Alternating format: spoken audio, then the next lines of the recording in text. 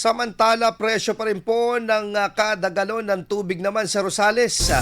Itinaas naman po sa 30 pesos dahil po sa pagsirit ng presyo ng gasolina.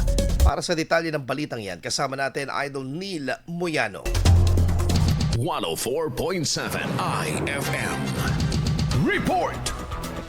Mula 25 pesos ay umakyat na sa 30 pesos kada container ang purified drinking water sa mga refilling station sa Rosales, Pangasinan. Dahil sa patuloy na pagtaas ng presyo ng gasolina, epektibo noong Marso 14 matapos lagdaan ng ehekutibo ang panukala para rito. Sa ilalim nito, pinatutupad ang price adjustment na dagdag 5 piso bilang tugon sa tumataas na gastusin sa transportasyon, delivery at operasyon ng mga refilling station. Ayon sa Asosasyon ng Water Refilling Station sa bayan, hindi na umano sapat ang dating presyo upang mapanatili ang kalidad ng serbisyo at pagpapatuloy ng kanilang operasyon, kaya't kinailangan ang bahagyang pagtaas. Epektibo na ang bagong presyo sa lahat ng water refilling station sa bayan, kaya ni kahit ng lokal na pamahalaan ng publiko na maging updated sa mga anunsyo upang malinawan sa mga pinatutupad na kautusan. Kasama mo mula rito sa FM News Tagupan, ito si Idol Neil Moyano, Tatak-Aya FM.